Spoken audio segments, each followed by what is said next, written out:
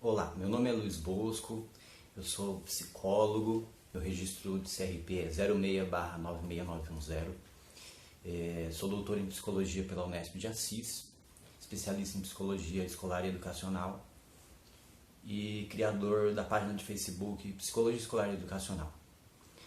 Eu prometi uma transmissão ao vivo, uma live por essa página a respeito do ocorrido em Suzano, aqui no estado de São Paulo. Infelizmente o Facebook está com alguns problemas, parece que não é só o meu Facebook, parece que é um problema pelo mundo todo, não tenho certeza. Então estou fazendo uma gravação, não tenho experiência nisso, não sei fazer esse tipo de coisa, mas penso que não poderia ficar distante, sem me pronunciar diante do ocorrido, da tragédia da cidade de Suzano. Não é a primeira vez que a gente tem um evento desse tipo no Brasil, infelizmente. Na literatura estadunidense, onde os Estados Unidos da América acontece com maior frequência, bem maior frequência, esse tipo de evento é conhecido como school shooting. Eu prefiro traduzir por fuzilamento escolar, apesar da mídia utilizar o termo tiroteio. Tiroteio denota o sentido de que haja troca de tiros, né? E esses eventos, eles não se tratam de alguém que entra na escola, por exemplo, para cometer um assalto, né? Não se trata de violência urbana típica, como por exemplo troca de tiros entre facções rivais ou um traficante de drogas que entra na escola para executar alguém, ou até mesmo crimes como feminicídio dentro de escolas. Não, esse crime, esse fato, ele foge do que a gente infelizmente está acostumado a ver na mídia, né? É um fato pouco usual, é um fato que abala a todos nós, porque a escola deveria ser um lugar de proteção, a escola deveria ser um lugar de segurança, e a gente vê ali então esse evento perturbador acontecer. As pessoas que se envolvem com esse tipo de homicídios, perpetradores desses homicídios, eles geralmente não apontam uma pessoa específica como vítima do ato deles, né? Nós temos como o primeiro grande incidente, não exatamente o primeiro incidente, mas o primeiro grande incidente que alcança repercussão internacional, foi o de Columbine no final dos anos 90, e ele passa a ser como que um paradigma, né? Ele passa a ser um estereótipo, ou um roteiro, para ser mais exato, ele passa a ser um roteiro dos fuzilamentos escolares a seguir. Em Columbine também se trataram de dois garotos que entraram na escola, na cidade de Columbine, nos Estados Unidos, e atiraram aparentemente a esmo. Pelo que eu vi nos vídeos e nas fotos dos dois rapazes que entraram na escola em Suzano, eles estavam caracterizados em homenagem aos dois atiradores de Columbine, que é um estilo de vestir-se muito característico de forças paramilitares, de milícias dos Estados Unidos, que é a roupa predominantemente preta, as luvas, não é? Essa forma de se vestir a gente também encontrou no massacre do Realengo em 2011, quando um rapaz chamado Wellington Menezes de Oliveira, ele entra na escola no Rio de Janeiro, no Realengo, e mata também alunos e alunas atirando aparentemente a esmo, né? Nós temos também a referência a esse vestimento no caso de Virginia Tech, onde houve aproximadamente mais de 30 assassinatos, né, perpetrados aí por uma pessoa só. Nós não vemos como um caminho muito promissor se a gente for ficar procurando as questões individuais envolvidas nesses massacres, né? Ficar falando que esses rapazes eles eram sociopatas ou esse tipo de coisa, né? É mais produtivo, inclusive pensando em evitar esse tipo de massacre no futuro, nós pensarmos nos fatores sociais que estão envolvidos, aquilo que a gente realmente sabe, partir da situação concreta de cada caso, e não a gente ficar com elucubrações, aí, ficar com achismos, né? Uma coisa que é constatado na grande maioria desses massacres em escolas, né, é que eles são feitos por homens, alunos ou ex-alunos das escolas, e eles têm histórico de sofrerem diversas violências dentro da escola, conhecidos mais popularmente pela palavra inglesa bullying, né? Nós poderíamos traduzir essa palavra por intimidação, uma intimidação recorrente. O bullying é uma intimidação que se mantém ao longo do tempo, né? Então, esses garotos sofreriam essa intimidação durante a sua passagem pela escola, e eles apresentariam um sentimento muito grande de serem desprezados pela sociedade, de serem desprezados até mesmo dentro da família. Eles têm um sentimento muito grande de falta de se sentirem acolhidos no ambiente escolar.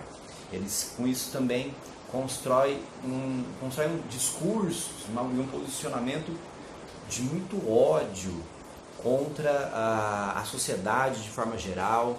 Geralmente é acompanhado de uma misoginia muito grande, um ódio contra as mulheres, porque eles se veem rejeitados pelas mulheres por diversos motivos, mas eles sentem que essa rejeição seja culpa delas, ou seja, da sociedade que valoriza alguns aspectos que eles não possuem, que eles não apresentam.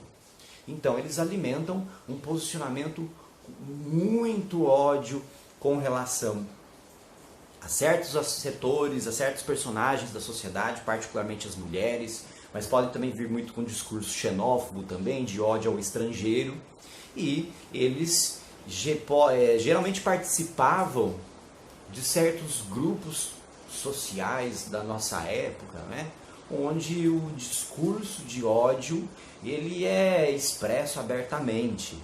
Nós temos como um exemplo mais conhecido uma página da internet chamada 4chan, 4chan, com C-H-A-N, né?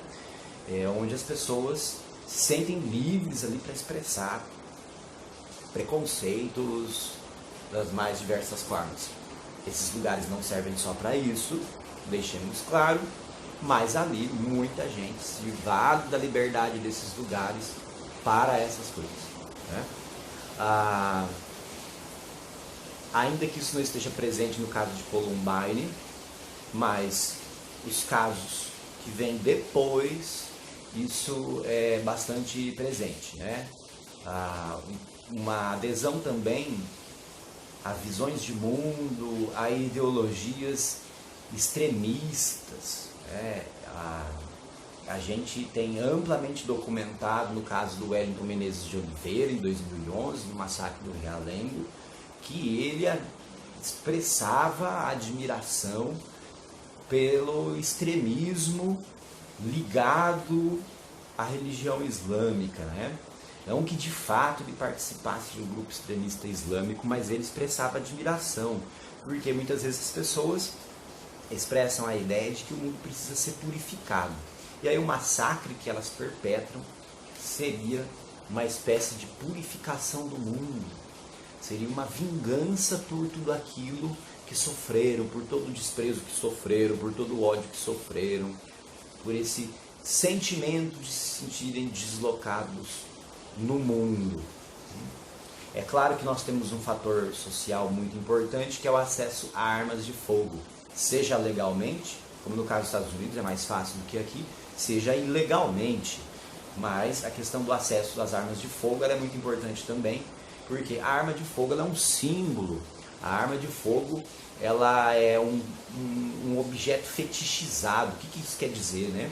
Fetiche, ele é um objeto que ele tem a essência de um deus em si, ele representa uma divindade, deve ser respeitado como a própria divindade, né?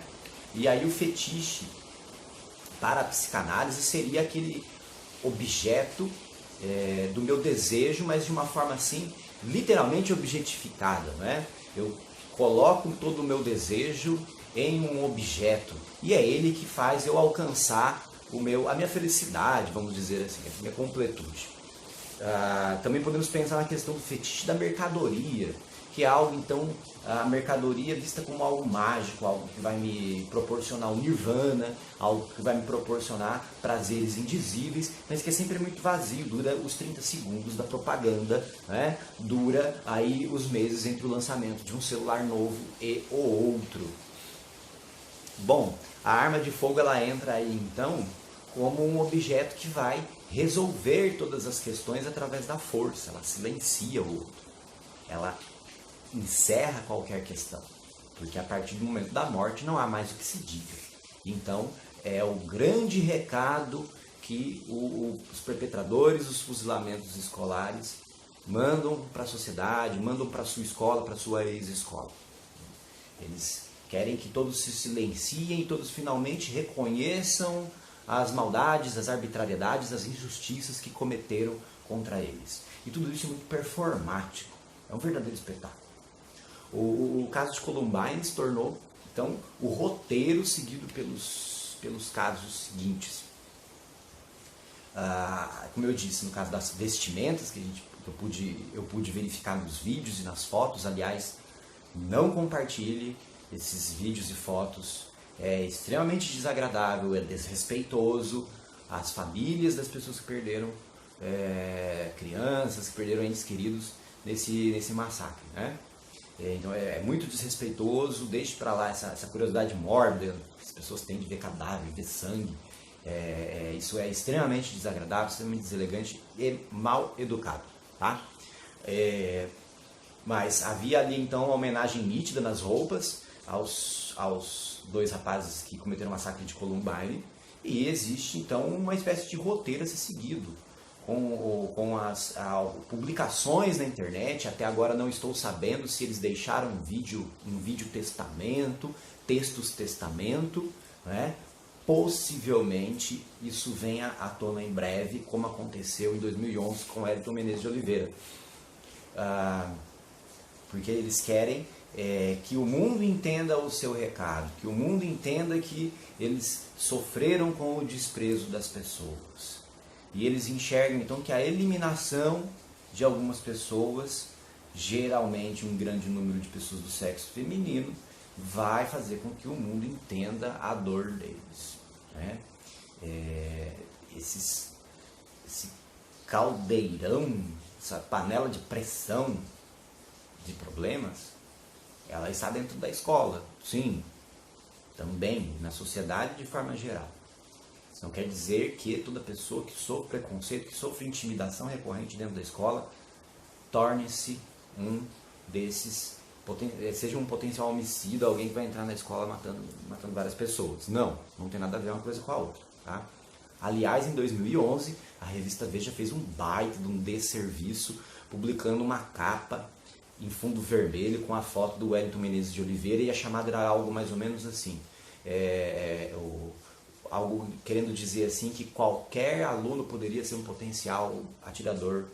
Não é assim que funciona, tá?